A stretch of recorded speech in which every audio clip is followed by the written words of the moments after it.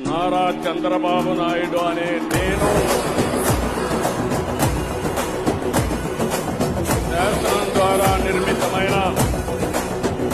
భారత రాజ్యాంగం పట్ల నిజమైన విశ్వాసం, విధేయత చూపుతానని, భారతదేశ సార్వభౌమాధికారాన్ని, సమగ్రతను కాపాడుతానని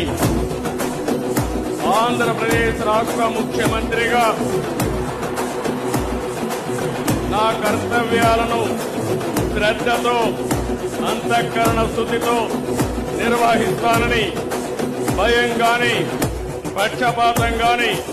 రాగద్వేషాలు గాని లేకుండా రాజ్యాంగాన్ని, శాసనాలను అనుసరించి ప్రజలందరికీ న్యాయం చేకూరుస్తానని